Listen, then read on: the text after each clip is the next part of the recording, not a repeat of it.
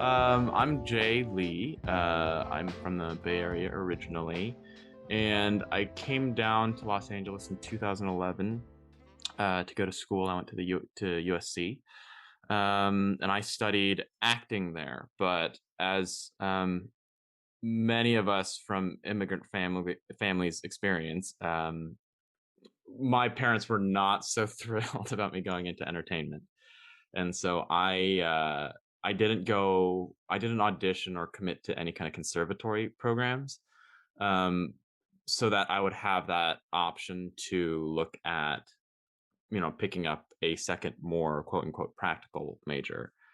And what I ended up picking up was a major unique to USC. It's called narrative studies, which is an interdisciplinary thing. And really, how I explain it to people is that it's just like a watered down English major, where you can take classes in, but you also have to take classes in the cinema school or the theater school. And so that was one of the appeals of it to me, is that I'd fulfilled a lot of those credits, and all I wanted to do was take more English classes anyway. And those were all the credits that I needed to take to fulfill the major, and I had to do, a thesis project and things like that, which I was also very jazzed about. So yeah, my second practical major was a watered down English major to go with my extremely useful theater degree as well. But I was very fortunate there in that I found a lot of mentors that I jived with. Stephanie Schroyer, who I had for directing, but she teaches primarily for the BFA program. But while I was in the BA program, and Mary Joan Negra, who also does both. But I had her a few times for we studied Ibsen and I think Shakespeare. Um, those folks, those classic folks. But both of them just had a way of looking at the work with specificity and with serious with earnestness, and also playfulness, and oh hey, curiosity. Hey. That really appealed to me. And I think what I really got from them is how do I say, maybe like I learned how to learn from those folks, I think, and that was crucial for me, especially in the years after college. Oh, one other shout out to a professor was Sharon Carnegie, who's like one of the world's renowned academics in Stanislavski, and acting teachers as well. She was wonderful and so charming. Um, but anyway, all that to say, I came out of USC with the intention to be an actor, and that's in recent years that's been going well. And what I've also found in recent years is that, as an actor, the control over your career can often feel very limited. And so um, something that my friend Daniel, who I know has also been on the show, something that he and I have taken to doing is making our own work. And I prefer the word work over content, because content has just weird internet connotations to me, and I'm just like, I'm just not into that part of today's mainstream culture. But yeah, making our own work, and being able to feed our own creativity. So as a part of that process, I've really embraced directing for the stage, not so much for film. Um, but yeah, really trying to fill out my life in the theater, and how I can be a contributor to creating work for storytelling. Um, you and I just talked about, yeah, also do a little bit of magic. And also something that happened surprisingly is that I started teaching as well at USC, teaching acting. I taught in their summer program, and found that I really love it. I think for the reason that I enjoy having to um, I enjoy having to condense a skill set into articulable and also digestible lessons. I think being able to do that creates a greater intimacy, even for me, with my own creativity. And there's something inexplicably rewarding about seeing a student who might not get a concept in the beginning and then be able to apply that concept later on. I think seeing that growth and knowing that maybe I had something to do with it with a few nudges here and there, I think is just a really wonderful feeling. Um, it's so in some to answer your question of who am I don't know. I'm a dude who likes to make stuff, and I like to do it by acting and directing and teaching, and every now and then blowing people's minds with magic. I don't know. Hell yeah. What are the three things you value most in life? Hmm. The first I can immediately say is like I think the people around me. And I suppose I mean relationships, but I value my friends very much. I lean on them quite a bit, and I mean, especially now, with the pandemic and all, and I think the one of the aspects of having live interactions that I think many of us are craving are being able to see our friends on a regular basis and having a game night or just having drinks across the room from just next to each other. Um, so yeah, I think the people around me, I wouldn't say that I have a lot of friends, but I certainly have very, very close ones. Um, and they tend to be people who are who take their own initiative to stay creative and active, but then are also very vulnerable about when they don't feel like being productive in some kind of way.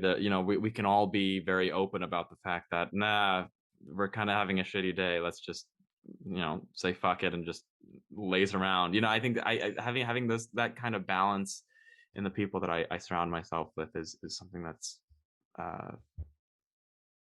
of importance.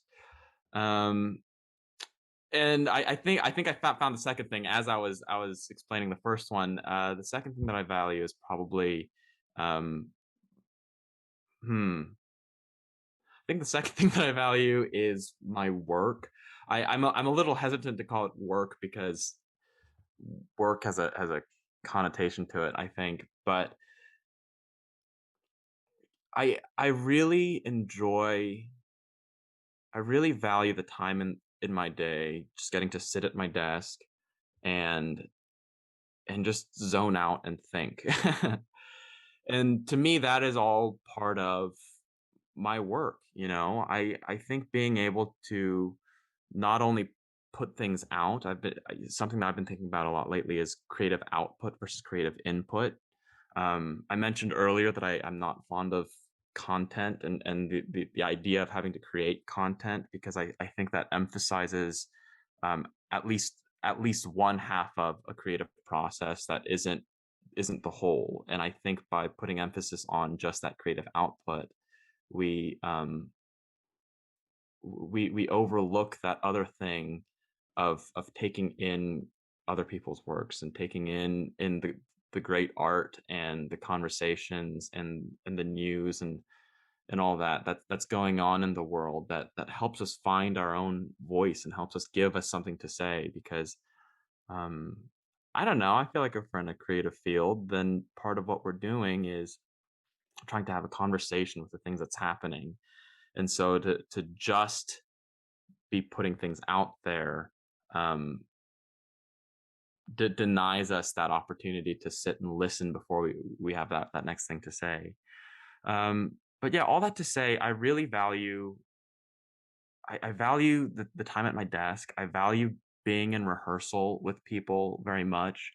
Um, I sometimes I get the question of like, why did you become an actor? And I'm sure that while I was in college, I had some very esoteric academic reply about the human condition and XYZ thing. But really lately what it comes down to is that it's the thing that has been constant for me. It's creative work for me has constantly and consistently been the thing that I can turn to, that I look forward to, the thing that makes time go by really quickly without me even counting the minutes. And I find my I count that as a blessing in my life that I was able to find something like that. And so I try to be grateful for it by keep maintaining an active relationship with it. Um, I suppose the third thing I value, while I'm thinking about the third one, just something that came to mind, just regarding the first point that I made, is that I'm actively trying to get better at this. So I just want to say that right now, something that I very much value and appreciate, and along the lines of people that are around me, my relationships, is my girlfriend, and it's one of those things. I think for me, it's I often take it for granted, and and by it I mean the relationship, not her, my girlfriend. But the relationship and her, they've been such a rock for me, and I find myself so constantly happy, and so I just want to make sure that I express that verbally and explicitly, before it gets away from me. So thank you, Meg, which is her. Um, third thing. The third thing I value. Okay, all right. So here, the third thing I value is um okay. One of my favorite poets is Billy Collins. He used to be poet laureate in the U.S. for 2 terms, and I think that means that was 4 years, because I think each term is 2 years. But anyway, in I saw him live doing a reading, and somebody asked him a question about, how do you stay active and creative and all that, and his answer was, the secret to life is to listen to jazz, take your dog for a walk in the woods, and ride the good waves. And I think that's coming to mind right now, because what I was going to say is, having a good time, staying loose, lightening up. I don't know. I don't really know what the right phraseology for that would be, but um, yeah, the spirit of that, listening to the music you like, taking a moment to just be outdoors, and to ride the good waves, which means that we don't always choose the waves you get to ride, but when you get a good one, enjoy the ones that you have. So, you know, not taking life too seriously. And I think for a long time, maybe I did. But nowadays, I think one of the growths that I've had during the past year with COVID is that I've had to lighten up, and I've had to enjoy the small things in life. And so that in a general sense, but I hope in a something of a concrete and relatable sense, is would be the third thing I value. Fuck yeah, those were some Yes. fantastic answers. Holy Thank shit. you. The most common answer to that question, believe it or not, is food. People value good food. Oh, Uh, damn. yeah, but I mean, valuing that quote is incredible. Holy shit. Yeah. And that sentiment has been like it's almost like the kind of world in the show is trying to tell me something. That sentiment of like you just have to keep rolling with it, roll with the punches, like it has been almost drilled into me. Not so much in the question to the three things you value most, but like later on in the show, but people keep saying to me, like, you got to do that, and yet I'm so Yeah.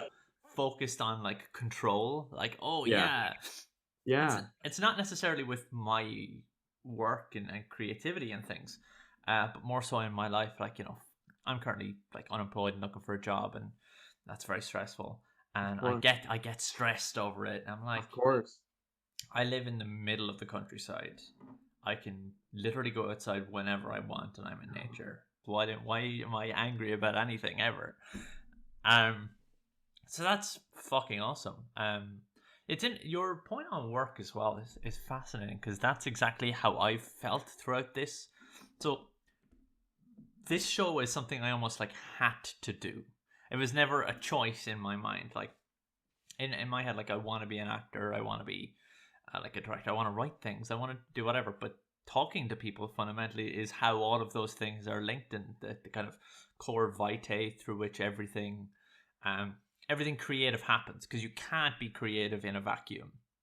Like, I know Immanuel Kant sat in his fucking offices in Germany, wrote philosophy, but the dude was insane and nobody liked him. So, like, why would I care?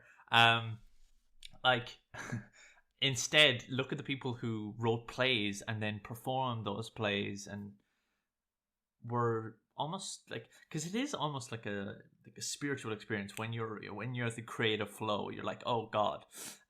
Like when I was in school, I found it interesting you said that it would make the minutes pass, because when I was in school, if I was like bored or I wanted to go home or whatever, I'd start writing a story, and I'd always never be able to finish that story in the time, because that 10 minutes or whatever I had left would be gone in a second. I'd be like, no, but this character is on a cliff edge. I want to so yeah, those are some pretty kick-ass answers.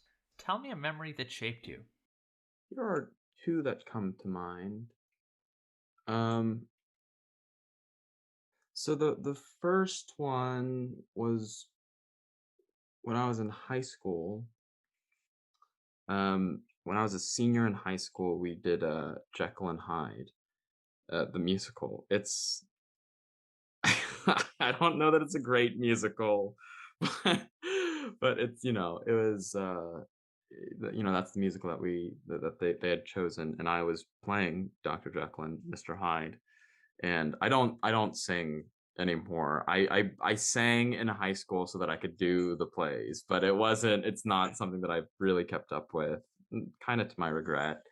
But anyway, I remember working really really hard on it, and um especially because I don't sing, I had to sing like 19 songs for the entire show. It was exhausting, and some of the notes were like right at the edge of my range and stuff. So I really needed to do a lot of the vocal exercise to get build up to them and things like that. But I remember after we did the show and we closed, one of the vice principals, his name was Brian Zafine, who I believe is still at the school. But he came up to me and he said something. He said, "Jay, I want to tell you that after I saw you in that show, I was inspired to be better." I was like, "What? What do you mean?" He goes, "You just inspired me to be better at my job, to be a better vice principal, to be a better father, and to just with all things that I'm doing to just, try work a little harder and be a little better." And that even today, that blows my mind a little bit. Like, why would a grown ass man ever say that to an 18-year-old? You know what I mean? But I think that memory flashes back now and again, because I think that was maybe one of the first moments in my life where I had heard and experienced directly how creative work can impact somebody in a very real and concrete way. And so I think it just really imprinted itself um, in my mind, even though it's not something that I often immediately think of, but it's there for sure. I still remember where we were standing in front of his off, in front of the school office, and I remember I was wearing a black North Face jacket at the time, and I mean, he wore the same shirt and tie every day anyway, but I still remember that as well. But yeah, it was that's pretty dope. And the other thing, I'm cheating a little bit, but the other thing that I like that came to mind that I had to see if I was going to pick and choose between, but I'm just going to share both, is that when I was between sophomore and junior year of college, I was in Korea. I'm Korean by heritage, by the way. But I was in Korea because USC was doing a summer program, um, that if you applied for, you could get a full ride, and they would pay for everything for a month long program there. Well, all of our extended relatives are in Korea, so my mom said, "Well, why don't we just ask them to buy you a plane ticket a month early, and then you can just spend a month there with your grandma, and hang out with your cousins and aunts and stuff." Because I haven't had a chance to do a whole lot of that because the flight there is so long, It's they're the flights are expensive and all. So yeah, that's what I did. And I stayed with my grandma in her little house that was attached to the blanket shop that she used to run, and we'd have breakfast together in the morning, and she wouldn't let me cook or help her or do anything. And anyway, so yeah, that month went by. The second month of the with the actual USC program, it went by, and towards the end, in the last week or so, we decided to have a dinner with all the relatives and my grandma and me. And we gathered in my aunt's place, which was just up the block from where my grandma was, and we were having dinner, and it was great. And my grandma drank a lot, which I didn't hadn't really seen much of. Um, and then at the end, people were the conversation was kind of fizzling out. People were getting up, starting to clean the dishes and all. And my uncle, who is the youngest out of my mom's siblings, he turned to me and he said, "You know why I'm trying to, keep this dinner going?" And I was like, "Oh no, I didn't even realize why." And he goes, "Because moments like this are very few and far between. Moments that you get to share with your family. And I've found that these are the moments that I turn back and value most. And so I want to keep this going for you as much as possible because we don't know when we'll have this again." And that must have been 2013, I think, 2013. And then my grandmother passed away in 2018, and I don't think I actually got to see her in between. And so that was, yeah, that was he called it somehow he knew. Somehow he knew. And so that's just another one of those that comes back. Do you speak any Korean? I do. I've been practicing a lot more this year because was Parasite a big movie over in Ireland? It was a big movie, but I wasn't necessarily like Sure. I No, no, no. Yeah. yeah. But because of Parasite, because of that, there have been a lot of production companies and studios that have been interested in producing more works that involve Korean, Korean or Korean American folks, and that includes a lot of speaking in Korean. And so I've always considered myself kind of conversationally fluent. But the auditions I've been going out for, I've realized that I need to work a lot harder at them. And so I've been trying to make more of an effort to speak more with my parents.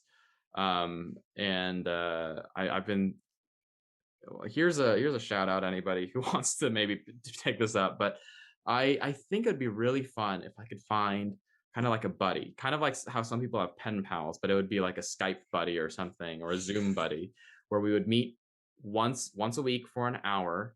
And the idea would be we do half an hour in English and we could do half an hour in Korean. So it'd be somebody who's good at Korean and wants to get better at English, and I'm in the opposite boat, and we would get together and just catch up and maybe hang out.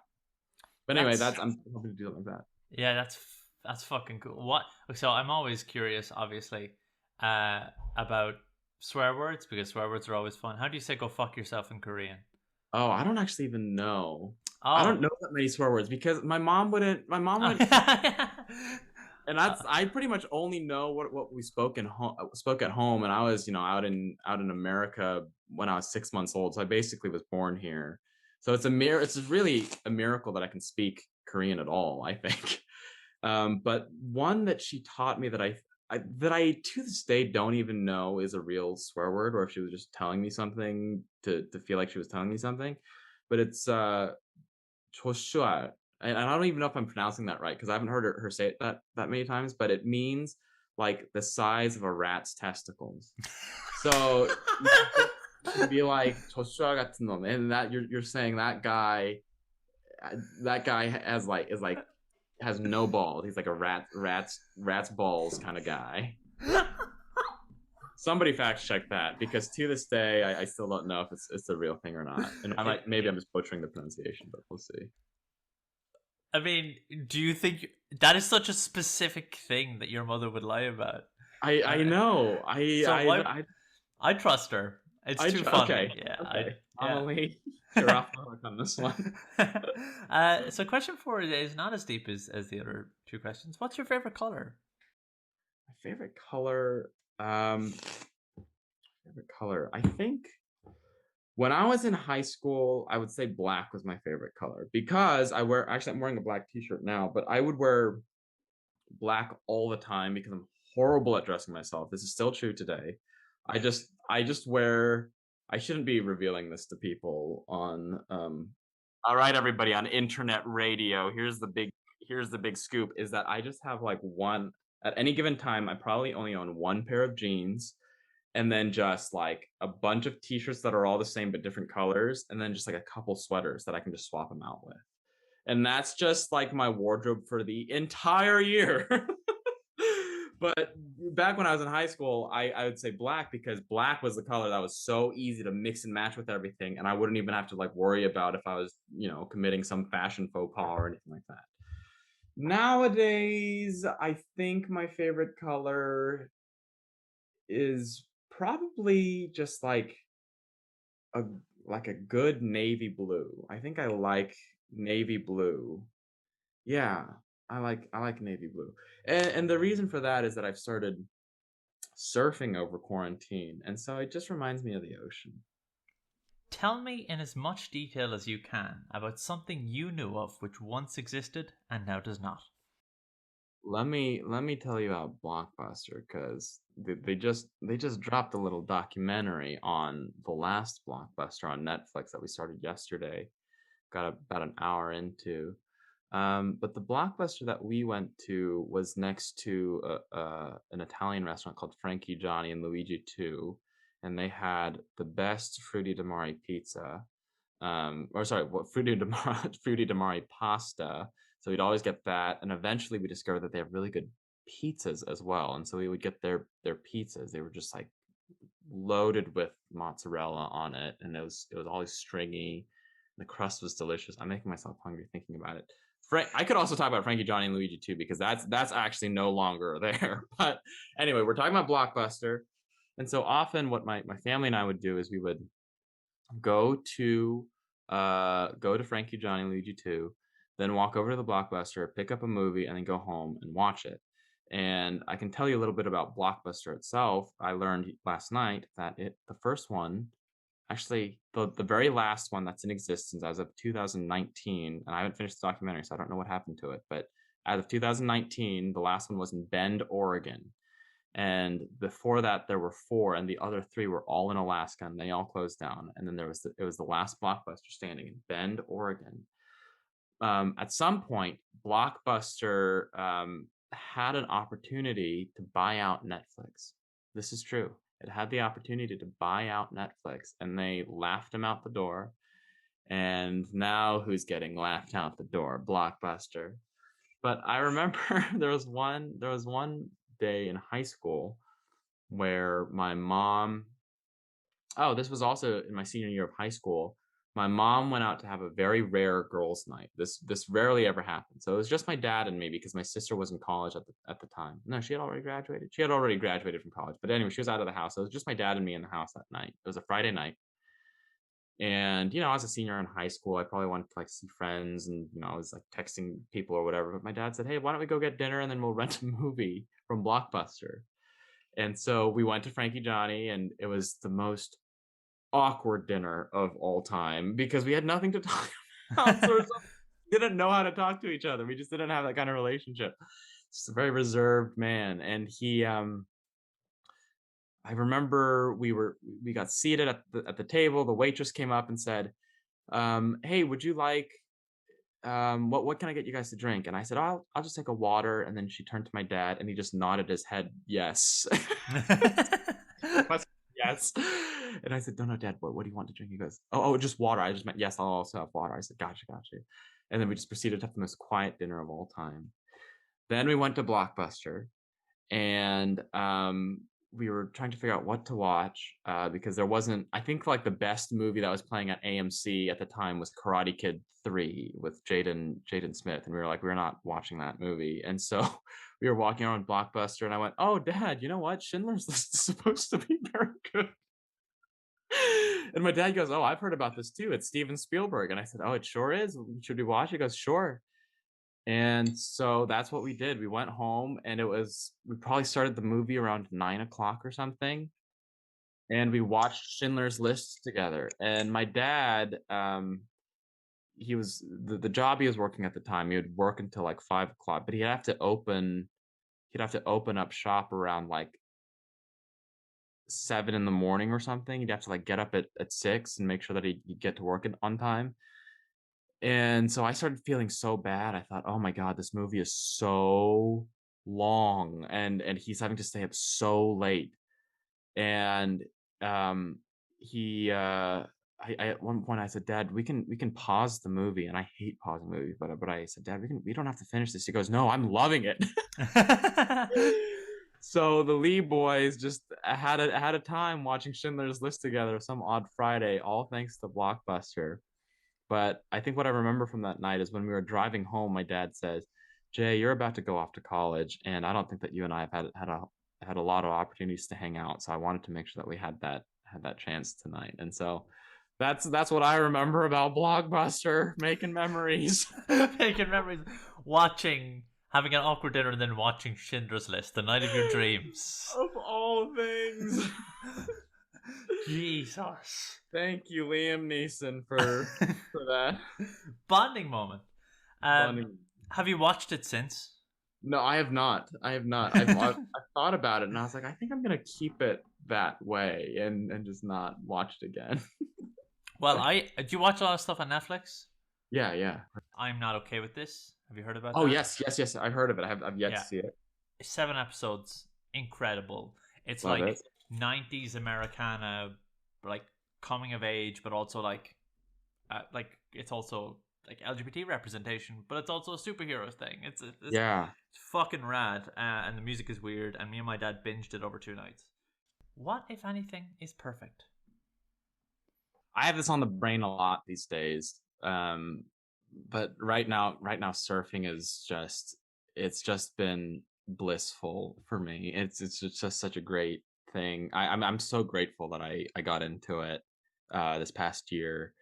Um, but I think the ocean is perfect. I think the ocean is just it's just spectacular, and I love the water is so cold when you first start out. And I mean, since I've started, I've gotten a better wetsuit, so maybe that's that's helped with this answer. But you start at a certain point, I start craving the cold, and when you start out surfing, it really destroys you. I mean, like the waves will just eat you alive, and you'll go for a tumble and you're submerged, and sometimes you don't know where the surfboard is, and you don't know how deep under the water you are.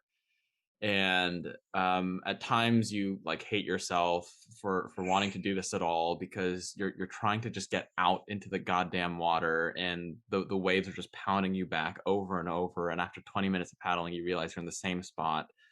And all of that, it has all of those just soul crushing forces attached to it. But I think that it's the most humbling force that's out there, and it's something that is I mean, I'm grateful that I have access to it, and that I get to just drive for 40 minutes. But it's just 40 minutes for me, and not like across the country for some people. So I think the ocean, it it it keeps me up.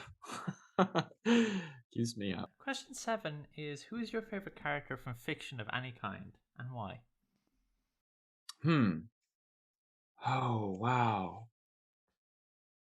I feel like I have a lot. Um, okay, my impulse reaction was Samwise Gamgee from Lord of the Rings, because we would watch that trilogy over and over again all the time, and he's just such a guy. He's such a dude. My second like knee jerk reaction was Captain Jack Sparrow, because I loved Captain Jack Sparrow growing up. I think I liked Captain Jack. I know Johnny Depp is like kind of in hairy territory as far as like how we feel about him right now, but you know, in fifth grade me at the time, um, I think I was just enchanted by the idea that Johnny Depp just showed up on set one day doing Jack Sparrow. The producers were like, "What the fuck are you doing?" And he just said, "No, no, no, no, you have to trust me." And he became this like iconic character in this, what became a franchise. Is But that true? yeah, yeah, yeah. He showed up one day. I mean, I don't know if you know this, but he based the characterization off of Keith Richards. Why Keith Richards plays his dad in the third one. So yeah, so that's a thing. And I would go around doing the Jack Sparrow walk and all that, and I would do the voice and the swagger and all that. And my sister was like, "What are you doing? You can't be doing that in public." And there was a period of 3 weeks where I'd watched Pirates of the Caribbean, the first one, just from beginning to end every day.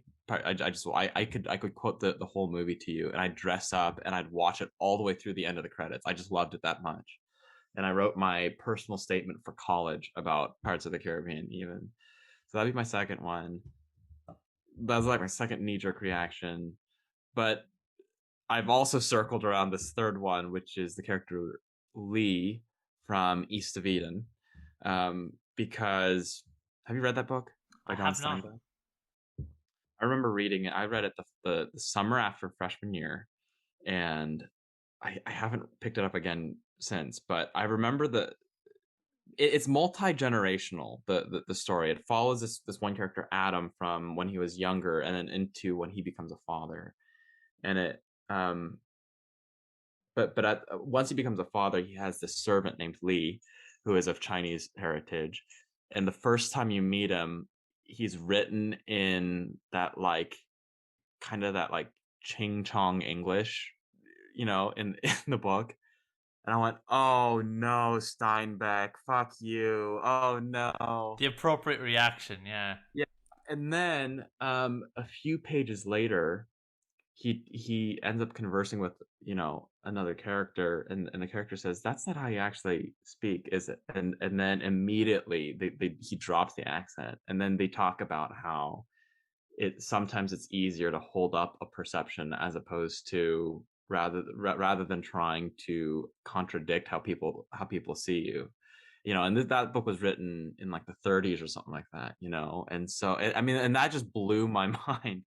And then that character goes on to like reveal the major theme of the entire novel too. And so I think it was just really cool to see that kind of representation, and to also have the rug pulled out from under me. And I had my own expectations, of Steinbeck subverted in that one little move. And so yeah, I've always dreamt of like creating an East of Eden mini series and then maybe being able to play Lee, but I don't know if that's ever gonna happen.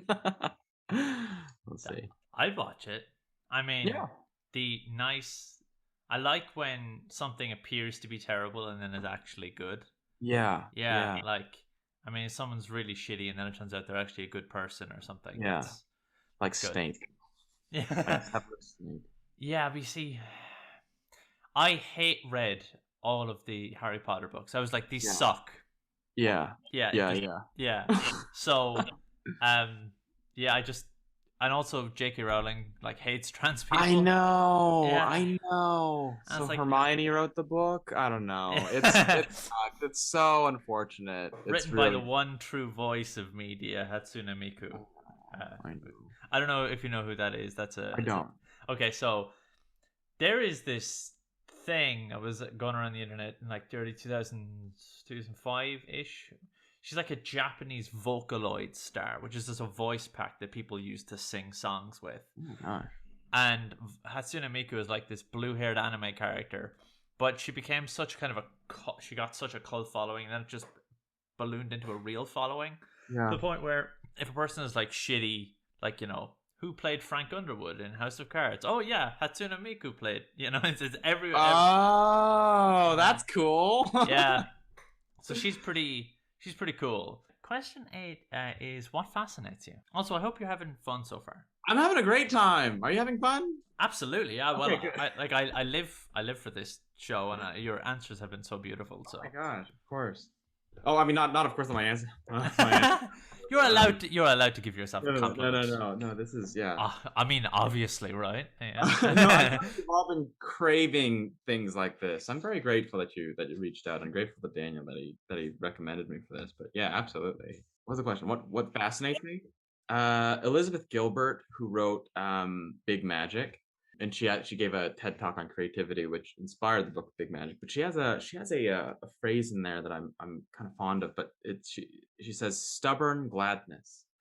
And every now and then you encounter people who have that, who have the stubborn gladness. And I think that fascinates me because I think I have enough evidence to know that I do not have the stubborn gladness. Especially if I'm in a rush, I can easily, get wound up and just like impose pressure on people that I don't that I wouldn't under any other circumstance.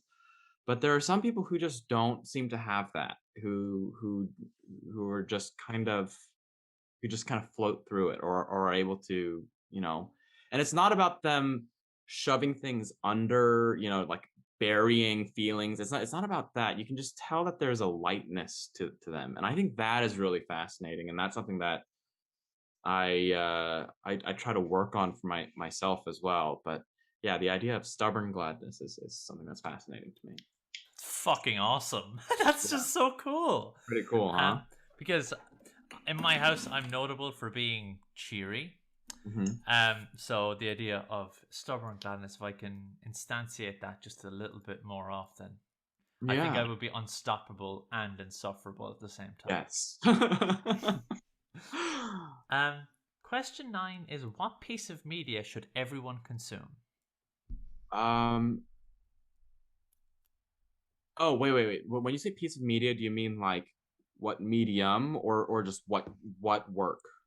So, piece of media would be in this case like a thing. So, like a book, song, Not play. something, but something specific? If you want to, you can take that in whatever direction you want. If you want to, like, everyone should listen to jazz, then Oh, got it. so you, however you interpret the question. Okay. What I was initially gonna say was just books. just just the overhead of books. And I say that as much for myself as I think as for anybody else. But the reason I say that is that I have some friends. We're in Los Angeles, and I have a lot of friends who are into meditating and who do that, and I think that's all very groovy. I tried once, and it just wasn't really my thing. But what I did pick up from that was the habit of starting the day with reading, and I try to alternate between fiction and nonfiction. Um, this past year, given the outcry over George Floyd and all that, I tried to read. I was reading the New Jim Crow, and a professor that I used to work for. She wrote a book called World Making. Her name is Doreen Kondo, and she wrote World Making, which is about kind of deconstructing prejudice and recognizing that kind of stuff in a creative workspace as well. But anyway, just reading anything in the morning to start the day, I find has a very similar effect of settling my mind. um that I think meditation had in the beginning, but kind of eventually wore off for me. But I find that reading does that for me, and I think everyone's different, but it doesn't work so well with audiobooks for me. It's really about like having to engage my brain with text on a page and then having a physical copy. So I would recommend books. Um, I guess I'll just leave it at that for now. And maybe I do have something that I would recommend more specifically, but I'll just save that for maybe later. Okay.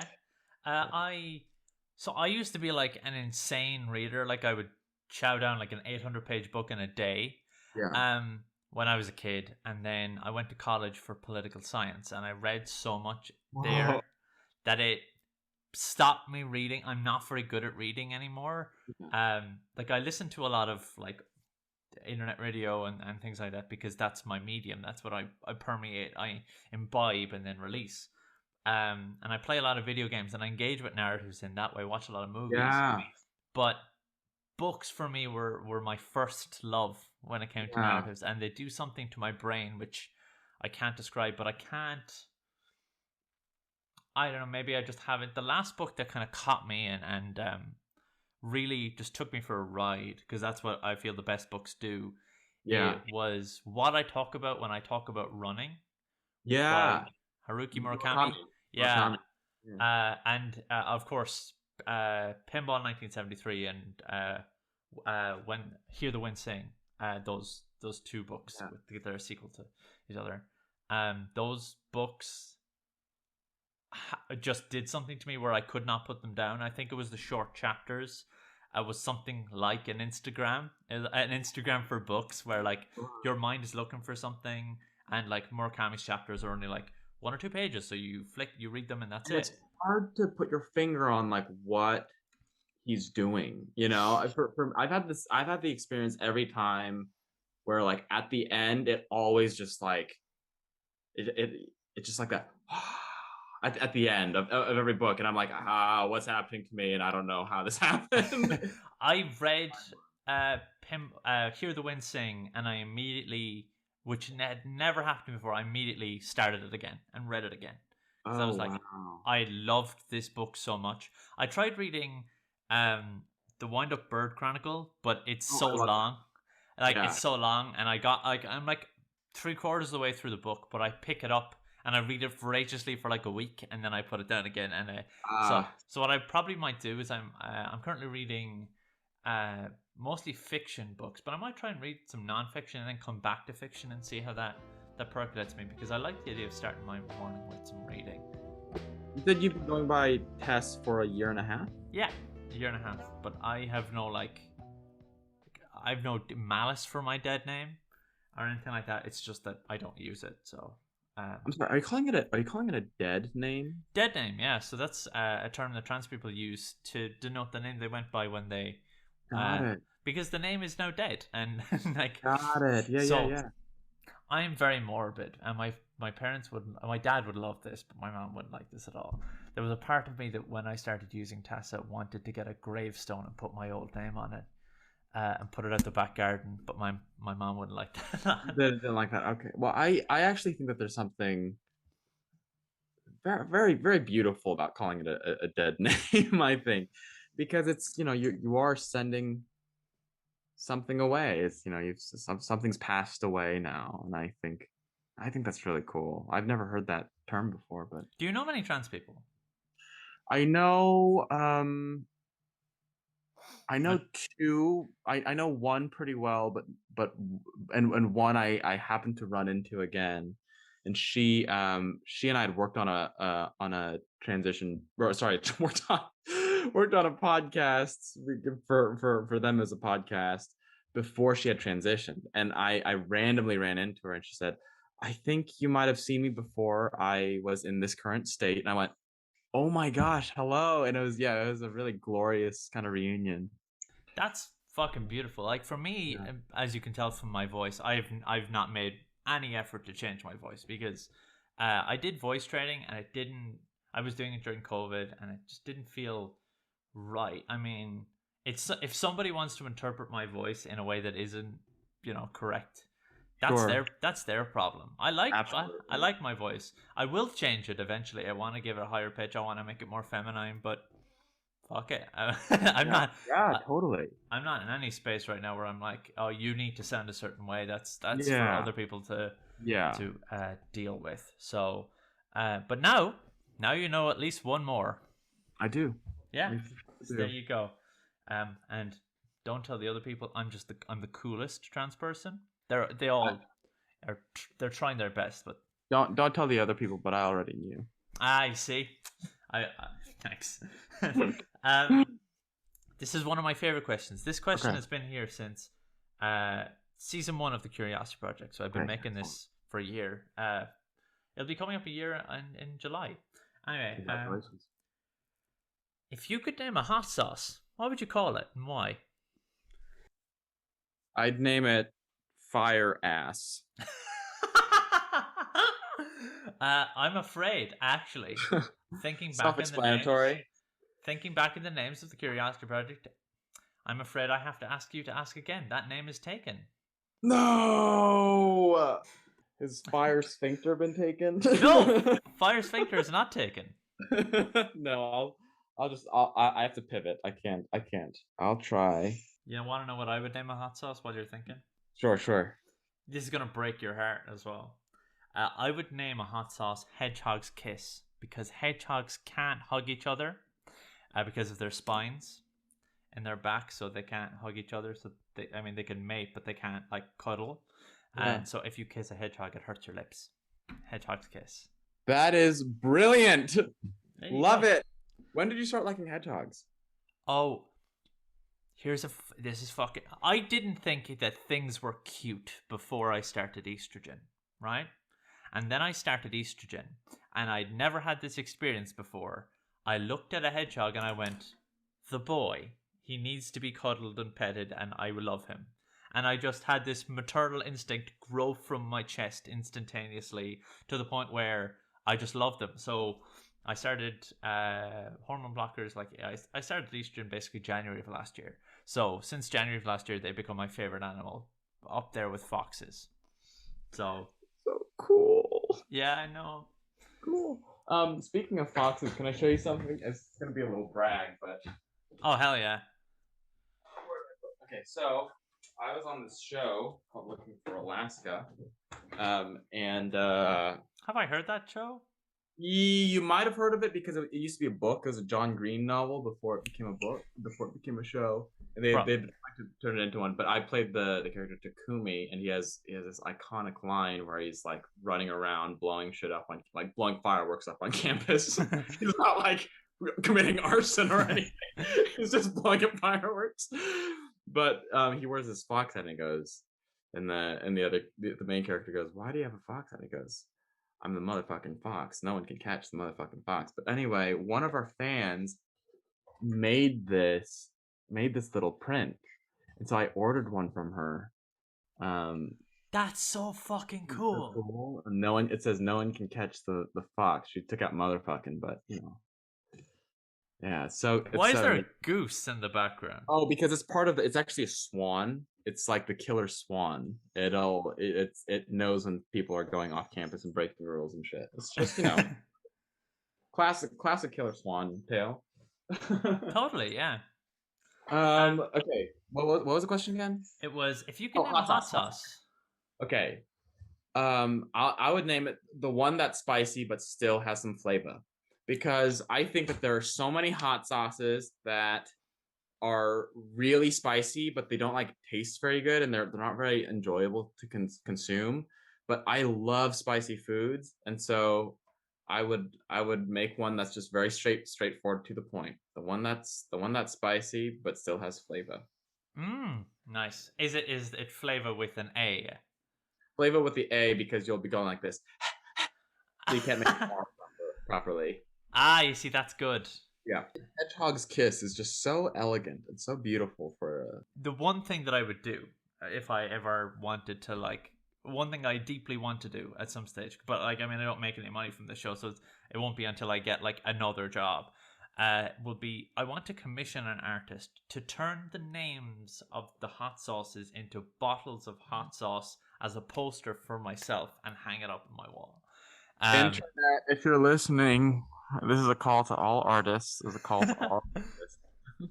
That's a dream of mine to do that. Yeah. I've got like some really like cool ones, and I can see the labels in my head. So when people tell me ideas, it instantaneously becomes a visual thing. It's when I listen to music as well. I think it's like some form of like synesthesia or some shit, because like you say that like the title of your hot sauce, and I immediately know what font it would be in, and yeah, it would be like a white label sauce, I think, and maybe like a Times New Roman font, like a full stop, very like blatant. No, this is a normal hot sauce, but the color of the hot sauce would probably be like a rich red with maybe some like orange chunks in it. Okay, Tess, you should just become a graphic illustrator. Just learn some shit. What is your most prized physical possession? I know I have one. I think about it every so often. The most prized physical possession. Ooh, I think my coffee mug. my Powell's coffee mug because I drink coffee every morning, and I've always loved the diner mugs, the kind of like the classic diner mug shape.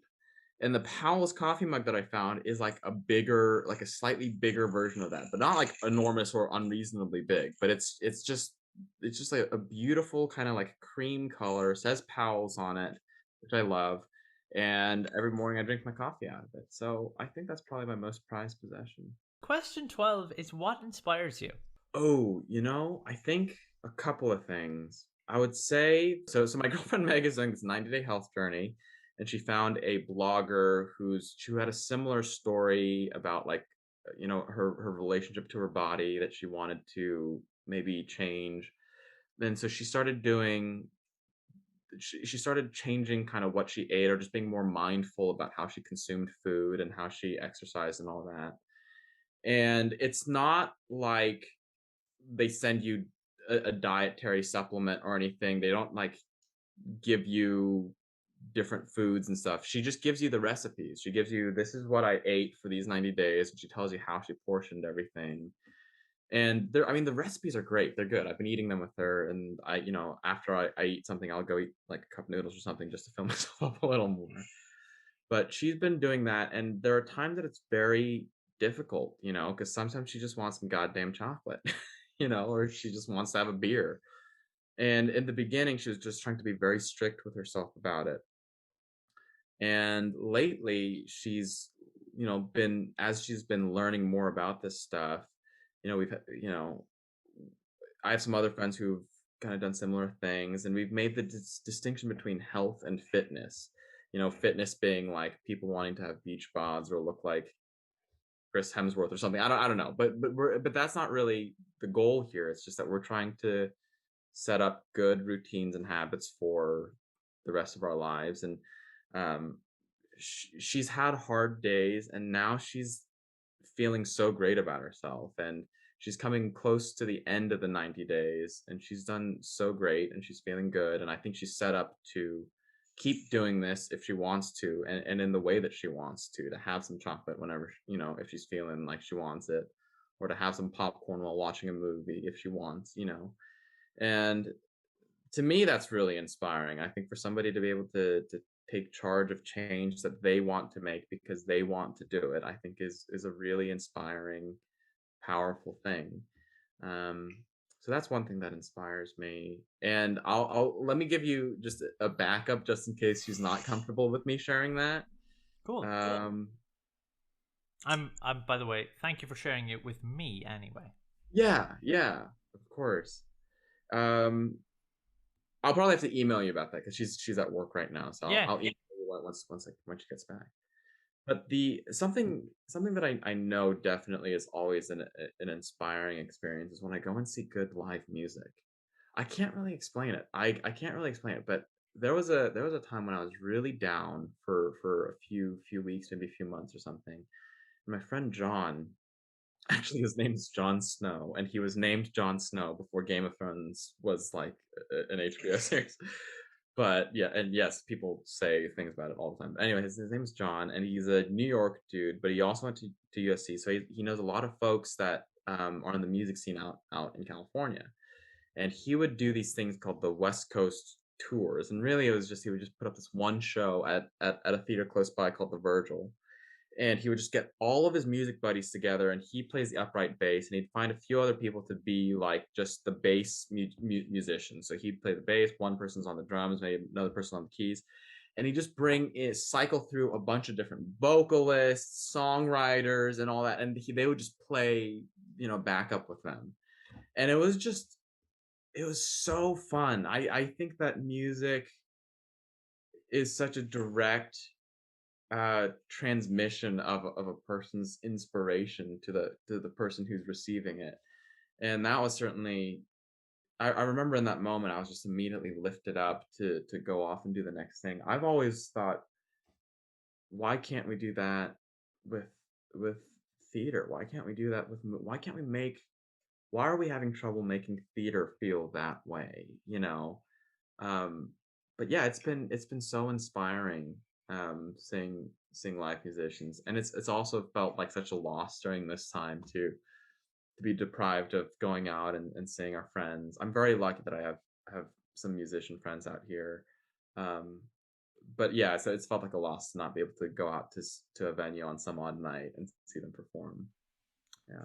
That's absolutely beautiful. I Yeah, I suppose with the theater, like I'm not really super involved in the theater. I did have acted before, but I wasn't very good. Uh, Sure. because the roles that I was in weren't necessarily my roles. They were just school productions, so they were Uh-huh, like uh-huh. there's just a character. So I would love to be an actor, but not right now, I suppose. And there's something about it which feels old. Like it hasn't caught up, or it hasn't brought with it the spirit of something that is the modern day. Like I mean, there's something timeless about listening to music, like Yeah. sitting by Yes. like a fire, or like outside a house listening to Right, music. right, right. But theater, it has changed year on year for For sure. but it feels, I don't know, maybe it's just the plays that I've watched and Yeah, listened to feels old. Except recently, I have you ever heard of Mr. Burns: A Post Electric Story? I have. Yeah, it was Yeah. by the Simpsons folks, right? I didn't know it was by the Simpsons folks. My friend was just telling me about it the other day. I was like, that is something that I want to actively see, like Yeah. in real life, and that has made me excited. But like, surely if you could do like a transitive music experience, you could do a transitive play experience where you have like little scenes set up one after another that are just completely disconnected, but tell an overall narrative story about something like I don't know, love or pain or Yeah, like yeah, those exist for sure, yeah. yeah, so maybe I just need to find more of those. Yeah. I mean, I would mostly agree with you, except I've had so many experiences where I see a few plays that are old that feel so alive and speak so much to the present day, you know? And so and then but then also along the same lines, I'll see that same play but a different production of it. And then all of a sudden it's this old antiquated thing that you're talking about and it feels like a museum piece as opposed to this like very rich present experience. Because I like King Lear. I studied King Lear in high school, Yeah. and I say high school. We don't call it high school here, but for your sake, it's called high school. Secondary school, is that right? Secondary school, yeah. Studied it, and it made me cry. Yeah. Like it, my. I suppose it's again that mental image thing where I can read it and I can see these Yeah, characters in my exactly. head, Exactly. and it made me cry. Like the pathos of it, relating to the characters. So I maybe Shakespeare is better, but I haven't seen enough plays to make an accurate judgment. It's just from what Sure. I've seen. It's Yeah, just yeah. sometimes it feels like people are so attached to the structures of what plays should Mhm. be instead of the enjoyment, which I suppose should be the mandatory end goal of everything. Yeah, what should be as opposed to what could be, you Yeah. know? Yeah. Anyway, that's just my musings on something that I know nothing about. Um, Yeah, question 13 is: did you ever have an epiphany? If so, what was it about? Have I had no epiphanies? I have never had an epiphany ever in my life. Here's one. Um, I mentioned some of my mentors from USC earlier, actually at the very beginning. Um, so one of them was Stephanie Schroyer, who I'm still very close with, and she's probably one of my best friends. Um, but I remember my junior year, I walked into her directing class, and it was an 8 a.m. directing class, but everybody said you need to take directing with Stephanie Schroyer. And so I just, I bit the bullet, and I was among a select few who bit the bullet to take this 8 a.m. directing class. And the very first day, she hadn't arrived yet, and there were a couple of us who were gathered outside the classroom. She comes blazing in with her bag on wheels. She called it R2D2, but she comes blazing through and she unlocks the door and she says, "All right, everybody, let's go ahead and make a circle with the chairs." So we go about put her stuff wherever, and we're grabbing the chairs, and we make a circle, and she said, and we're all just doing that, and she's just unpacking her stuff, whatever. She grabs a chair, and she sits down, and then once she has all of her things kind of settled and on her lap, she just looked around and she goes, "Does anyone remember the first thing I said?" And somebody goes, make a circle," and she goes, "Yeah, exactly. How did we do?" And we looked around, and of course, the chairs are kind of askew. We have an amorphous, oblong, weird shape made out of the chairs, and she goes, "It's not a circle." And she just goes, "Yeah, what can I do to fix it?" And then immediately everybody stood up to get ready to move the chair, and she goes, "Wait, hold on, what's happening?" Someone's like, "We're trying to fix the circle," and she goes, "Yeah, but how do we know what to do?" And someone's just like, "Oh, well, if we just move the chairs," and she goes, and Steph just goes, "So everybody just knows what's gonna happen," and we're just like, I think so." And she says, "Okay, okay, carry on, go ahead." And so people are starting to move the chairs, and we land in another configuration, and it's not really a good circle. And she goes, "Hmm." And then now people are starting to offer ideas. Okay, well, maybe if we do this, and what if Susie, you move your chair this way, and what if Brandon, you pull in here, and yada yada yada, and it's just not happening. This goes on for 30 minutes. It goes on for 30 minutes, and eventually at a certain point, she says, "You guys, what's the definition of a circle? What's the definition? How do we define circle?" And we're like, "You mean like geometrically, like in geometry, how do we define circle?" And she's like, yeah." And someone goes, someone eventually just looks it up, and they say, "It's a set of points that's equidistant from the center point." And then she goes, "Ah!" She's like, just great. She throws her arms in the air. "Ah!" Isn't that amazing? And all of us are at this point. We're just like, It's 8:30 in the fucking morning. We're talking about geometry, and she's this one, and someone, I don't know, one way or another, someone said, "Should we put something in the center?" And she goes, "Ah! That sounds like."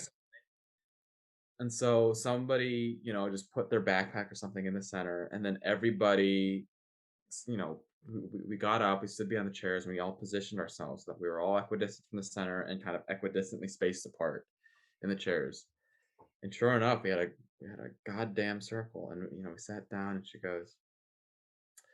said, "You guys, what is the title of this class?" And somebody said, "Directing," and she said, "Yes." And then she out of her bag, out of R2D2, that rolly bag, she pulled out just a stack of plays that she had just carried with her. And she moved the backpack that was in the center out, and she moved the stack of plays, and she put it into the center. And she goes, "That is what we're doing in this class. We're putting these plays, we're putting these stories in the middle, and we're gonna try to figure out how to get every single person involved equidistant from that center." And eventually, what also came of that too is, what is the audience? And I'll keep this part short, but long story short, the audience is that final character. They are also equally part of that circle. So how do we position them within the circle to equally be looking, so that all of us are equally looking transfixed at this one center?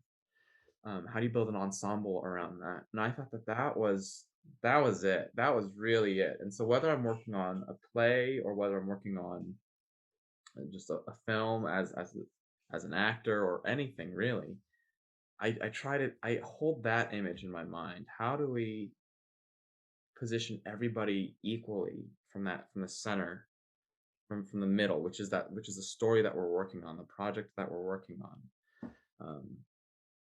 That really blew my mind. That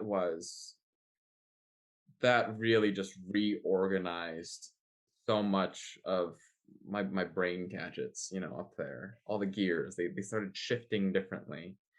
Um, that's I guess that was the last epiphany, or one of the more recent epiphanies that I've had.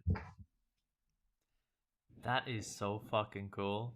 Yeah. I'd never you've just given me an epiphany in that I'd never realized that I try and keep my like creativity as something that I am as parallel to or distant from as the people who are viewing it, so that it can be critiqued in a way that makes it better instead of hurts my feelings. Yeah. So like if I'm if my work, if I'm the same observer, if I'm the same as an observer of my work, then it doesn't matter if it's shit or it doesn't matter if Yeah. it's good, because if I pare things away from it, I'm not paring anything away from myself or my soul. I'm just paring something that's in the center. And I've never had the words to describe that before now, so thank you. Yeah, that's exactly it. Because this question of how do we build an ensemble, how do we build a team, how do we build a company, or how do we just work with collaborators? And I think that the ego, to whatever term or whatever you're trying to build, the enemy to all of that is the ego. And I think by displacing the work from how we value ourselves, we give ourselves the opportunity to also strip ourselves of that I don't know, being tied to ego in any kind of way too. So yeah, so well put. Thank you. Yeah. It also removes the pain Yeah. from like criticism, because a lot of people, especially with, like when you're a teenager, you get criticized or your work gets criticized in like school and things, and suddenly it becomes like, oh, I suck, I'm Yeah. terrible. But the one thing I say about this show constantly is this show is garbage, and I'm so proud of it, because if it was good, if I thought it was good, then I would never be motivated to change it. Uh-huh. I'd Uh-huh. never be motivated to improve it. So Yeah. I want to make shit, because if I make something that's good, then it'll be like, well, this is finished now, Yeah. and finished is boring, and I hate Yeah. it, and Yeah. I don't want to ever make something. I want to make something that's out and Yeah. like in the world, but finished is a term that implies polish that shouldn't exist for anything that's good. Yeah. Like in every instantiation of plays, and like every single time a band plays a song, they play it slightly differently in concert to keep Yep. themselves amused. And Yep. that's why you'll see like some people go to a concert and it's absolutely amazing, and sometimes they go and it's garbage. And it's this iterative process, because if it's finished, it's dead, and I don't want anything that I do to be dead. So I mentioned Elizabeth Gilbert earlier, who talked about stubborn gladness. Oh, have you read that book, by the way, Big Magic? I haven't, but I've written it down. Yeah, yeah, you may like it quite a bit. But another thing, another concept that she talks about in there that you are basically touching on, um, is that I think that she stole this imagery from somebody else. But she talks about this idea of, when you first embark on a project, your idea is kind of like an amethyst butterfly. It's this beautiful ethereal thing. It twinkles, and it's just perfect in your mind. And when you have to start the project, you have to grab that amethyst butterfly, you place it on a table, and you smash it with a hammer. Break it. You break it apart, because it's something that can only exist in your mind. And then when you try to put that thing back together, you have to undo paper clips to make wires for the wings, and you have to hot glue this here, pipe cleaner this, yada yada yada, and you're gonna end up with this whatever butterfly. And it's not gonna be your amethyst, this butterfly. It's gonna be better because because it exists, and because it's something that you can share. And so I think that's really healthy, beautiful. I'm also gonna make. I'm gonna do that right now. Is I'm gonna go onto Amazon and buy that book as well, Yeah, yeah, just in case I you're gonna forget. like it. I'm just gonna keep you updated with all of these books, I love it. and if they suck, I'm gonna be like, well. Oh, while you're at it, add "Steal Like an Artist" by Austin Kleon. That's a little one, but it's got a lot of great bite-sized things, and it's a good book that you can just turn to at any time and just open to any page. We're back. I just had to take a moment there. Also, a question for you: what is your Zoom profile picture? Oh, how do you see that? It's to the right in the participants tab. Oh, very cool. Okay, so my Zoom profile picture is because I'm doing this show with Daniel. Do I have the book? Oh, here it is.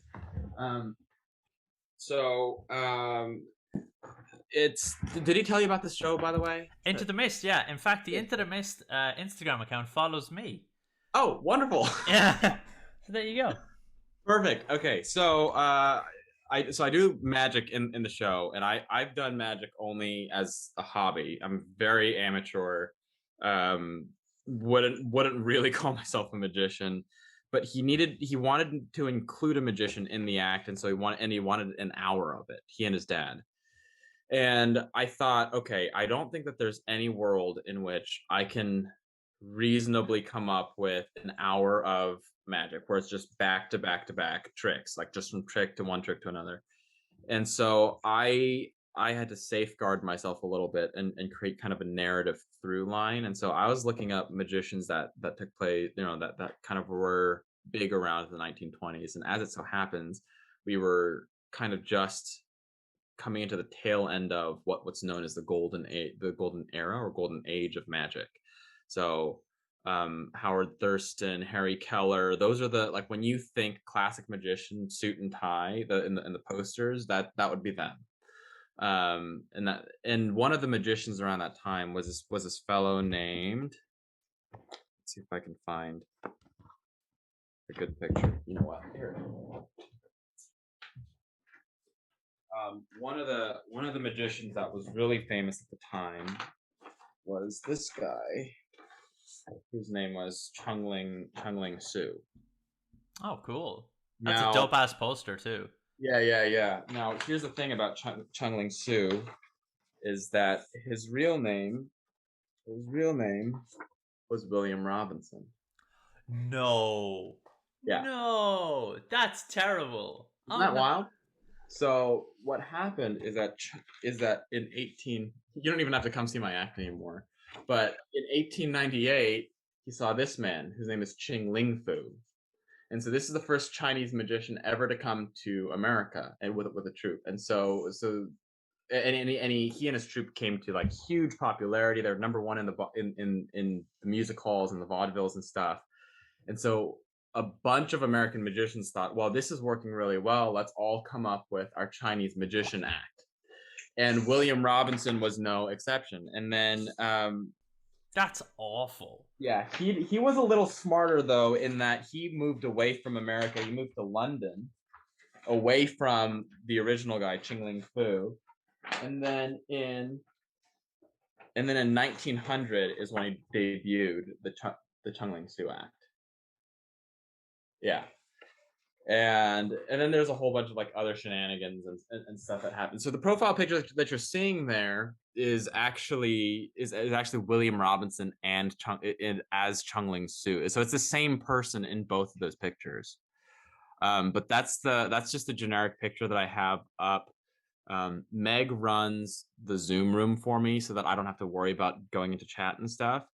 So she logs on my account off video, just as Mysterious Marvels, and it's just that picture. So that's why it's there currently, because I'm not gonna change it every week. Um, that is horrific and Yeah, fascinating at the yeah, same yeah. time. It's wild, isn't it? I mean, I'll give him props for like the actual visual nature of it, but Yeah. also, holy fuck, that's awful. Yeah, it's pretty crazy. And he even there was an event in 1905 where the two magicians were supposed to have a duel, but that didn't come to be because William Robinson played a little dirty with the press and all that. I mean, to the extent that other magicians, including Houdini, who was a friend, was like, that was bad sportsmanship the way he handled all of that. Um, I think what's complicated about it, to only to a certain degree, is that the Chinese community in London, in Australia, they all embraced him because every other representation of a Chinese public figure was always negative. It was always like, kind of like following the Gook stereotypes, or the Fu Manchu kind of thing was, I think, at that time coming to be. And he didn't do any of that. He did with a lot of poise, and he never spoke in his acts. He always spoke through a translator, even though he didn't need one.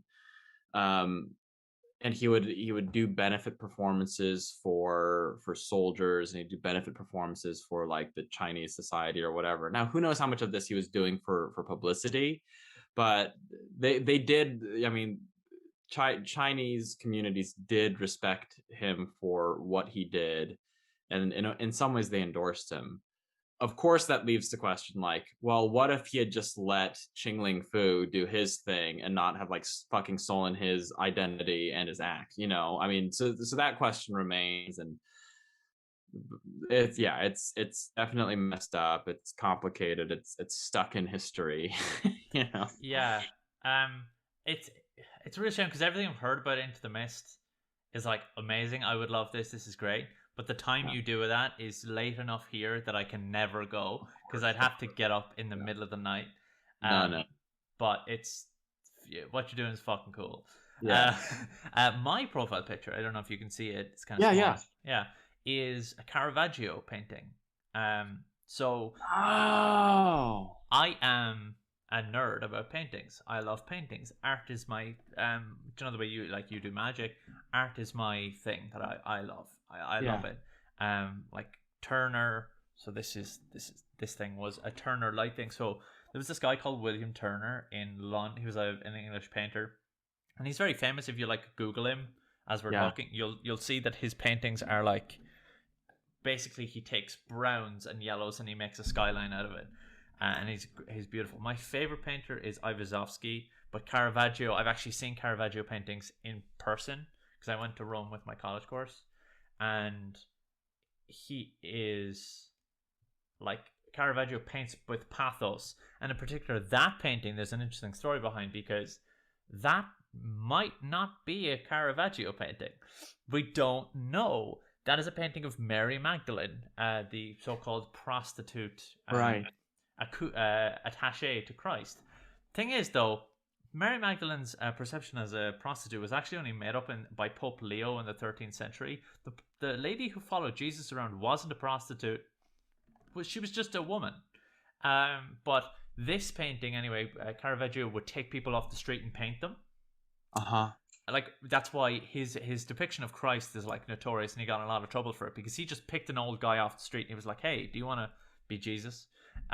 He also painted him very like effeminate and gay stereotypy. Because Caravaggio used to go around and pick fights and stuff because he was an asshole. Not as bad as a guy called Bernini, who sculpted. Fun Bernini fact for you. Not fun. Terrible. Fun. Fun Bernini fact for you. Bernini was a notorious womanizer, and he found out that one of the women he was sleeping with was going to leave him, and she was like gorgeous. Yeah. And this bust still exists in the world, so he made a bust of her face because he found out she was going to leave, and so he was like, "Oh, I'll make a bust of your face to symbolize our love." So he, without telling her that he knew that she was leaving, he made a bust of her face, and then he slashed her face with a knife and said, "Your beauty belongs to me," and then moved across Italy away from. That's Bernini. So, piece of shit. But Caravaggio, painting a little bit later, they were surviving at the time. He paints a bunch of different paintings, and this one turns up in the 19th century, and it looks like a Caravaggio, but we don't know for certain if it's a Caravaggio or not. So that's why I have it there, because first of all, Caravaggio was also used to use like men and portray them like twinky men and portray them as women. And so I kind of like the androgynous side of things to this painting, and also I like the mystery of it. Yeah. So that's my That is sick. That is so cool. I didn't even take it. I audited. I just sat in on one art history class, and I just remember my mind being blown. Oh, you might like this book. Do you like reading about art? I love reading about art. It's the only thing that I can actually like. Okay, this book, as somebody who like knows nothing about painting or anything, but this book is so dense. It's called The Painting of Modern Art. Yes, you read it? I haven't read it. It was on my college syllabus for art history. It is so dense. I don't know that I can like recommend. I haven't even finished it, but I can't recommend it like the other ones. But if you're into it, maybe this is like a save for later kind of deal. I have a recommendation for you actually. Right. On YouTube, there's a guy called Travis Lee Clark. He is what is the word, professor at the University of Utah who posts his art history lectures online. And he takes them down at the end of a semester so that people can do their things, but he'll post them up again in the fall for his early modern period, and he does like a full history of art. And currently he's doing like Mayan art and like contemporary art and postmodern art, and it is What? incredible. They come out once a week, and I sit down over there and I watch them start to finish because I'm enraptured by them. Uh, Oh, you nerd. I love it. You're yeah, so cool. yeah. I meant to say it to you earlier about your amethyst butterfly thing. Oh yeah. Do you play D&D? No. Oh, okay. So D&D is again one of my favorite pastimes, and that thing of like your character will not meet reality, Hmm. it is wonderful because I had this character. I'm playing this character called Iona, and Iona's whole thing was she was supposed to be this like strong paladin and like trustful and like really like Yes. powerful, and she ended up just being kind of a nervous, anxious bitch. And like the characters are so parallel different. I actually love the version that came into existence more, because she's shaped by the characters around her. So when I was thinking of that while you were saying it, and yeah, fucking it's good. Ah, cool. um Question 14 is a fun one, which is, what is the silliest thing you want to own? I want to own um you know how they make this like really close to the like one-to-one replicas of the movie costumes? I want one of Batman. I want it. I want that. Because I'm never gonna have it, but that's what I want. Because I would have no use for it. I would just wear it now and again, and I would feel great. But I don't think it's ever gonna happen. But that's my dream, to own a like a Christian Bale from The Dark Knight, or even Batman Begins. I'll take that one. I'll I'll take either one, but one of those Batman costumes. That's what I'd want. Question 15 is, what emotion has taught you the most?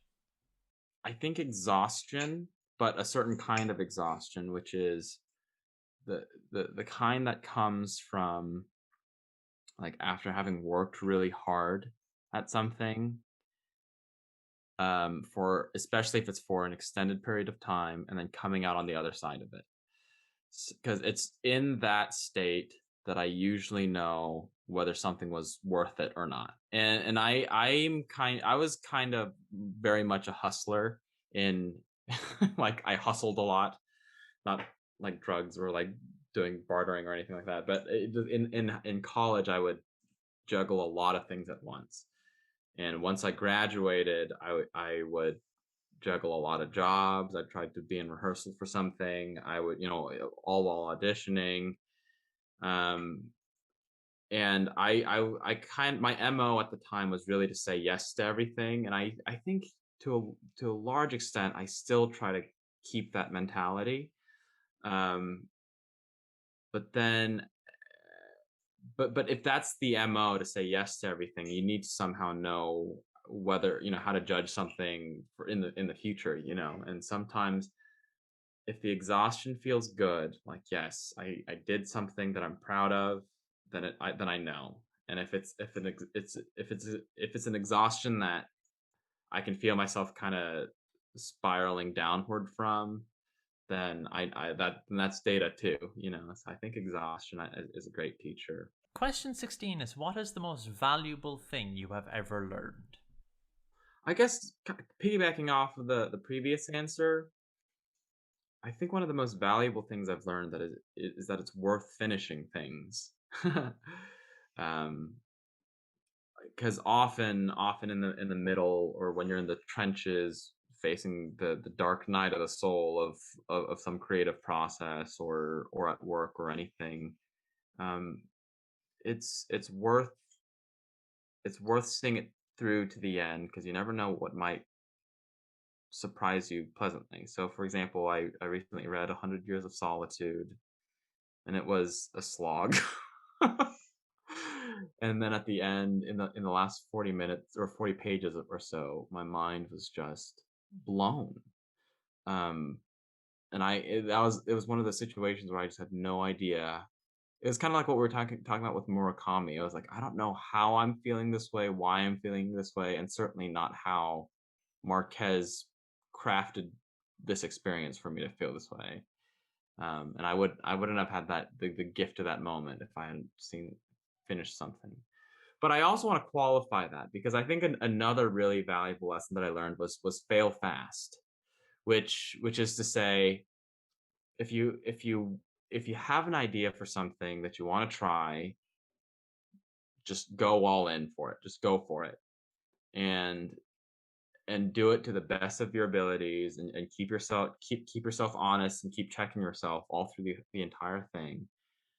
Because if it fails, at least you'll know that it you know, the quality of that idea, and you can move on to the next, and you won't be left wondering, well, what about that one idea? So it's worth failing fast. And best case scenario, you'll you'll be chasing an idea that you don't know is going to work, but you're giving it your best anyway, and it turns out to be dope. Bam, you know. So all not being afraid of failure is something that comes out of that too. But that concept of fail fast and see things through to the end, kind of in tandem, I would say. Usually, I don't really have answers for my questions, but this week I actually have an answer to that question. Very good. I've got two things. One of them is kind of a jokey thing, and one of them is a serious thing. So the serious thing I saw recently was I saw it on like a TikTok. Because I like curating my social media experiences to be the most pleasant things ever. Like most people hate Twitter. I love Twitter because it's just art. All my Yeah. Twitter feed is just beautiful artwork that I can look at and be like, this is great. My Instagram is beautiful science fiction works, and like recommendations for internet radio and stuff like that. Um, but I saw a TikTok which was like, if it takes less than 5 minutes, just do it straight away. Mm, And I've been doing that for like a month now, and it is fucking amazing. mm. I've had like job applications that go completely wearing me down, being like, I think I could get this done in 5 minutes. Yeah. Or Yeah. like, it also, for things that you build up a lot of anxiety around, like sending a message to a friend or something, this will take you less than 5 minutes. Do it right now. Um, like or chores around the house, just do it straight away. They're gone. And sometimes the chore ends up actually being 5 minutes, or more than 5 minutes, but you're so far into it by that stage, it's like, well, I can't stop now, and it's Yeah, done. yeah. And so if it takes less than 5 minutes, just do it straight away. That's a uh, good one. That's a yeah. really And so that's my serious answer. And the joking answer is use the word wizard more.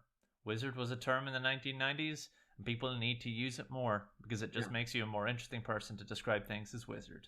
Yeah, absolutely. Yeah, hell yeah. So, question 17 is, how do you feel about death? Death. I think I'm not ready for it. I think I'm not ready for it personally. Um, be and I say that because, um, I think I think if I were to go now, it would it would it would break too many people's hearts, and I would hate to leave the world in that state. And I don't mean like people will just be sad because I died, but I think it'll. I'm sure that'll be the case regardless of when I go. Hopefully, but I I think that I think that there's some conversations I haven't had with some people that I would still like to have. Um, I think I would like to experience having a like starting a family before that all happens. Um, and I think that there are a few projects that I still want to do before I go. But mostly it's the conversations. I just want to make sure that I cover bases with all the people that are important in my life. Um, but outside of myself, um, it's hard. It's just it's a difficult thing to process for me, and it's difficult for me to process with other people. I can't remember who talked about this, but I heard this in another interview, and someone said that like humans are very social creatures, but we're not very good at collective grieving, at least not in America. We don't really know how to deal with grief as a community, and so it can often feel very isolating. And it's unfortunate because I think a way to get through it is through community. But the fact is we just don't have a cultural like the infrastructure in our culture in how we talk to each other, what questions to ask. Um, so yeah, so for example, I mean, what immediately, of course, comes to mind is that when Michael passed away, I know that Daniel and I actually didn't even talk about it all that much, you know. Um, I don't really know why, but we didn't. But we knew that mutually that the pain about his passing was there. Which I suppose is also why having that memorial service, even if it was over Zoom, was so cathartic as well. Um, so yeah, I guess that's that. I mean, it's just a difficult part of life, and I'm not really afraid of it, but I don't think I'm ready for it. I have a little rule which I instantiated pretty recently for the show, is that if you talk about a person who's passed away, like Michael, if you could tell me the funniest story you can think of relating to Michael. Yeah, Michael and I would go out and we get food pretty often, and we went when he was still living in West Hollywood. There was an Italian restaurant across the street from Joey's Cafe, which was his favorite restaurant, and none of us know why it was his favorite restaurant because the food is so sorry, Joey's, but it's like the food is so expensive and it's so like mediocre at best. We don't know why he likes Joey's so much, but across the street from there was an Italian restaurant that he and I went to one time, and we're in West Hollywood, which is has a huge LGBTQ plus community. But is it? Oh man, yeah. I apologize to any listeners, but I think that there might be one more in there. But anyway, yeah, huge community out in West Hollywood, and we're out there, and he says, "What would you?" Oh wow, we're kind of coming full circle a little bit, but he goes, "What would you like to have today, Jay?" I said, "I'm gonna go with my go-to, Michael. I'm gonna get the fruity de mare pasta, which is what I got with my dad, right?" And Michael goes, "Oh, all right." And he looks around the restaurant at the waiters and he goes, "I'd like some of these fruity de mare."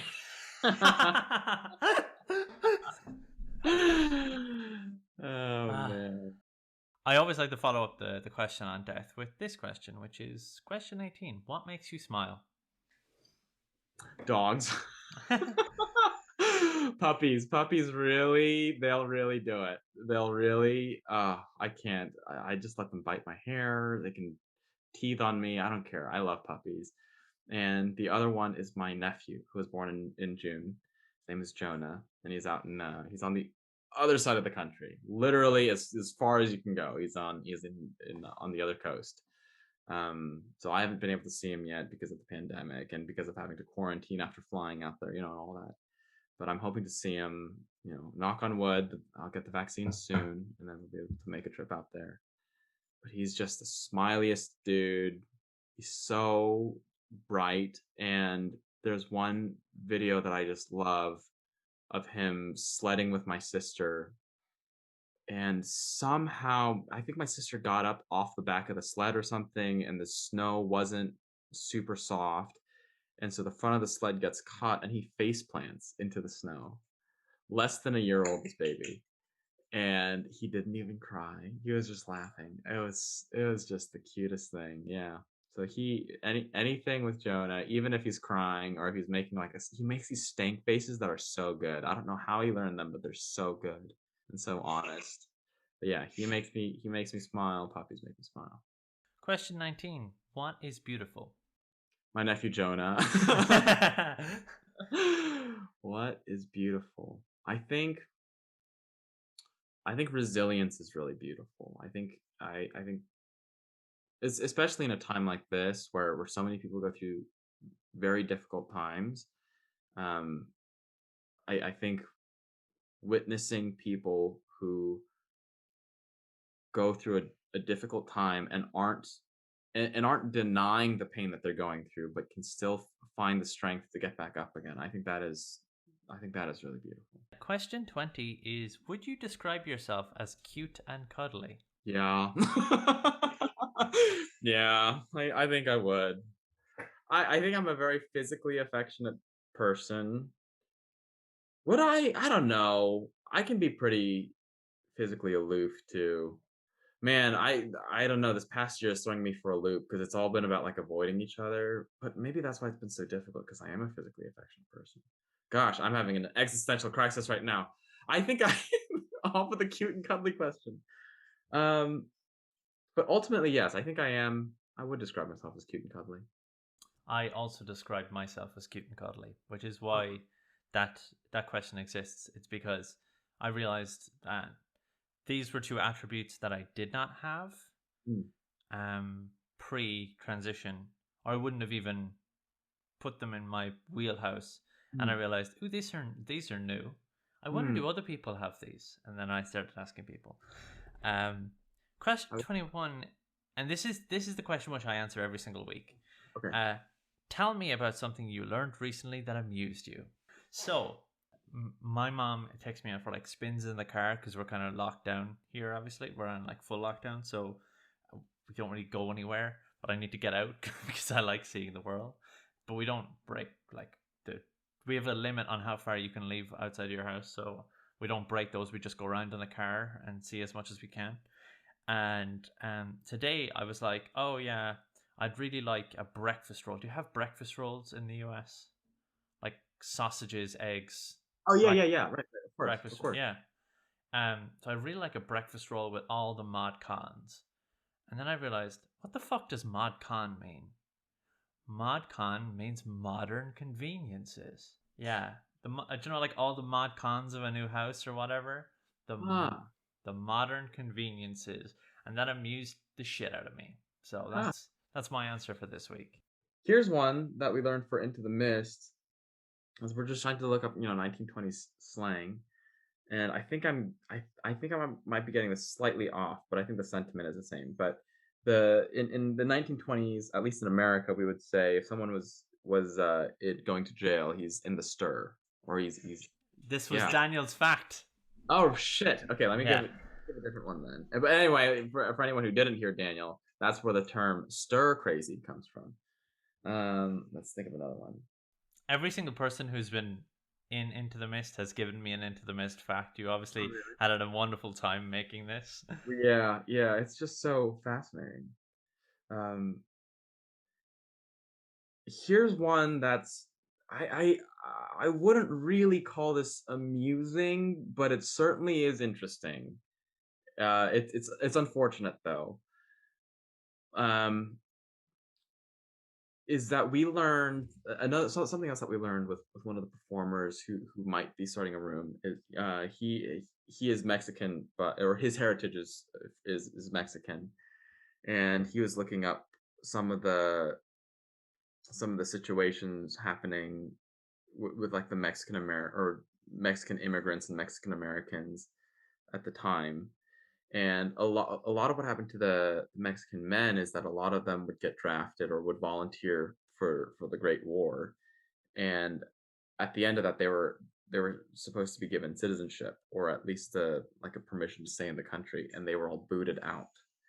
But here's the kind of like amusing fact is that one of the tactics that they were isolated and estranged was through the rebranding of cannabis, because recreationally it was being used, by all folks as it is today, but they had rebranded it from cannabis to marijuana so that it would sound more like a Latino Mexican thing, so that they could say, "Oh."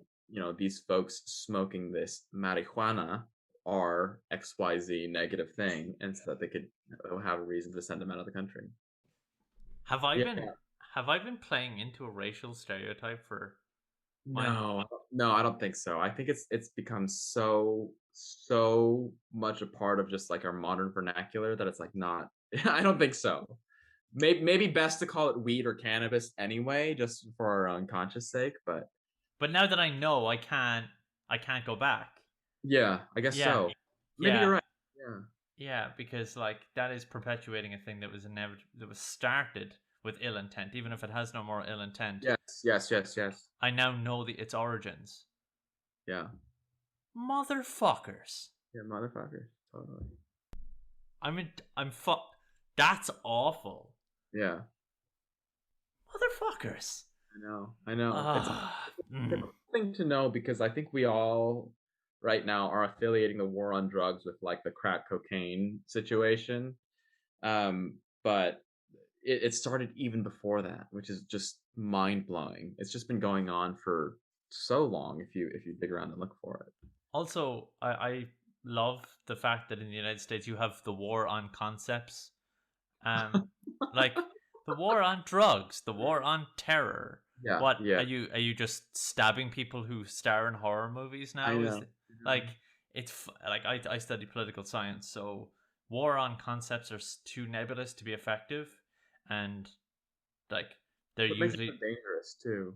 yeah, because they can be interpreted in whoever's in power. But like the war Exactly. on drugs, what does that even mean? Are you gonna fund health services to fight the opioid epidemic, or are you just gonna deport people that you don't like? Yeah. Um, anyway, that's my cynicism showing. Tess, no. No, no, Um, no. but away. Question 22 is where do you feel safest? I think right now it's right here. I think right in this bedroom with this desk. Yeah, it's been an interesting shift recently because I would visit my folks up in the Bay Area. They're about 5 hours north of me, and a few years ago, I started to feel that shift where I realized that home for me was here and not up there with my folks. And I thought that that was such a fascinating transition. Um, so yeah, right. But anyway, right now it's right here in this room in this apartment. Yeah. If you were on a starship, what position would you hold?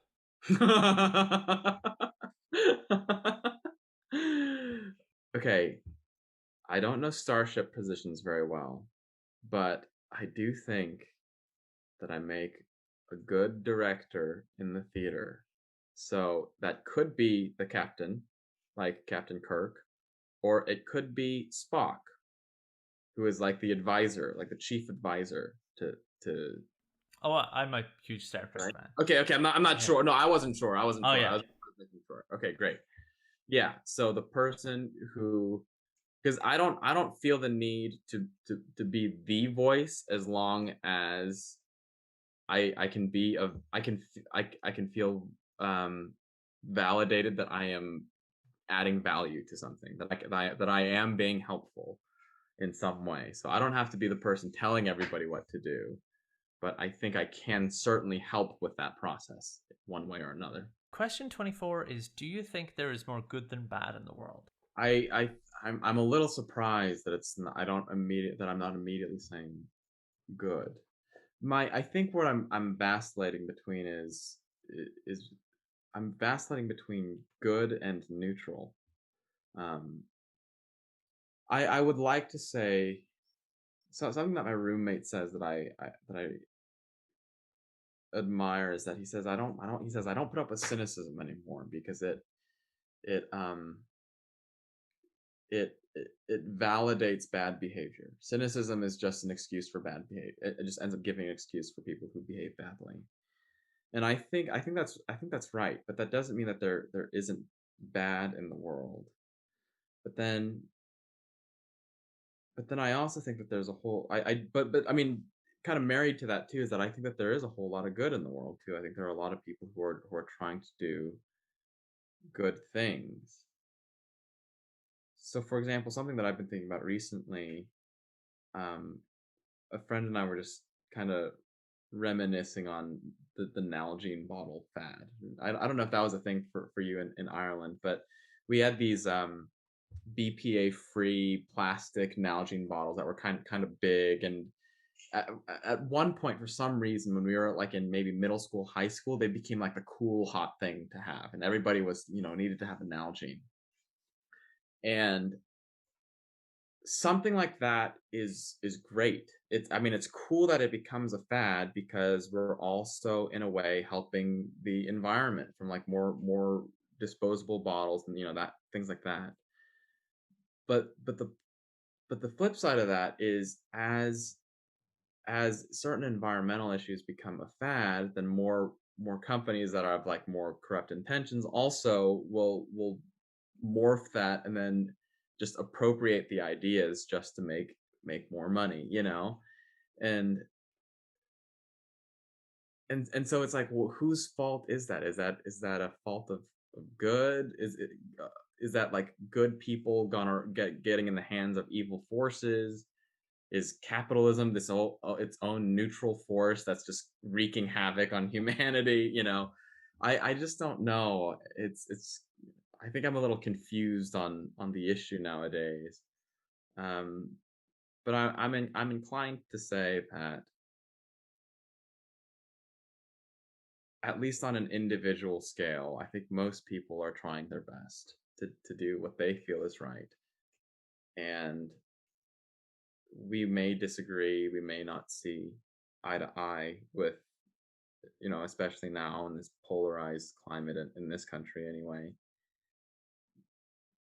But I think I can at least in good faith say that I think most, if not all people, are just trying to do their best to do the right thing. So I guess if that means that there's more good. Yeah, maybe. I heard a quote recently which has been reverberating, like knocking about in my head. Yeah. I say I heard a quote. It was kind of like a synthesis of two things that two of my friends said that came together in my head.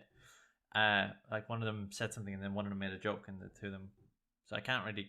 There's no one author. It's the synthesis inside my Sure. head. Which is that apathy is just hatred with a smiley face sticker on the top, and That's funny.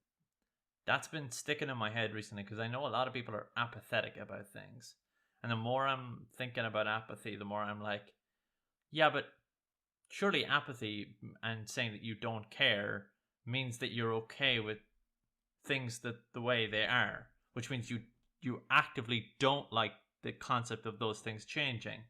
Yeah. So it means Complacency.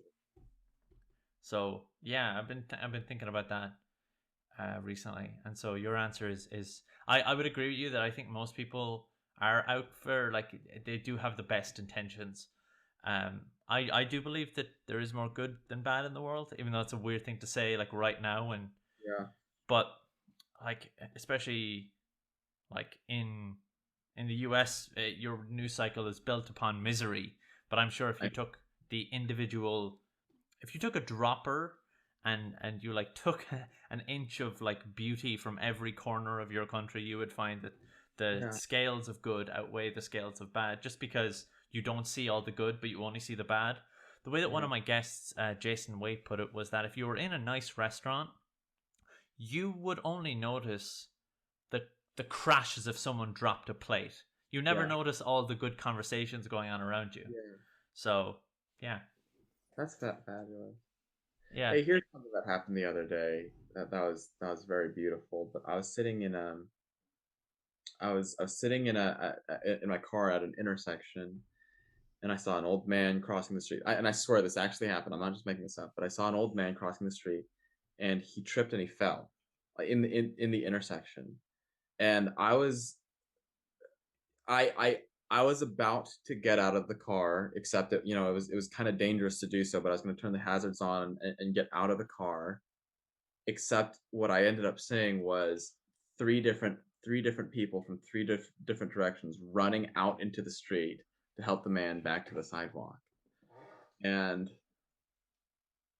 that gives me a little hope, I think for the world out there. the final question of the show is: if you could give just one piece of advice, what would that be?